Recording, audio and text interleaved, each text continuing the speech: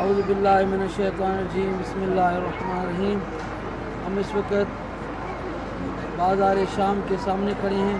اس جگہ کا نام باب السعد ہے، جہاں پہ سادات کو 3 دن قید کر کے یہاں پہ کھڑا کیا گیا تھا، 3 دن کے لیے، تاکہ دربار یزید کو سجایا جائے۔ یہ بازار شام اندر سے آتے ہیں، یہ دروازہ ہے جہاں پہ 15 اذانیں ہیں، سادات نے یہاں پہ کھڑے ہو کے سنی تھی تاکہ دربار یزید کو سجایا جائے۔ اس دروازے کا نام باب السعد ہے، جہاں پہ سادات حضرت زینب کبریٰ تمام بیویاں قید ہو کے یہاں پہ کھڑی ہوئی تھی۔ یہاں پہ آ کے بھی سادات کو کہا گیا تھا کہ رکو، دربار یزید سجایا جائے۔ اور سامنے سے پھر یہ دربار یزید ہے، یہ دربار یزید کا دروازہ، یہ پورا دربار ہے، یہ دروازہ کھلا ہے، ابھی دروازہ کھلا ہے دربار یزید کا۔ یہاں سے اندر سے سادات داخل ہوئی تھی اور پھر جا کے سادات کو سامنے ایک زندان ہے، وہاں پہ قید کیا گیا تھا۔ یہ دربار یزید ہے اور یہ بازار شام اور باب السعد ہے، ہمیں سادات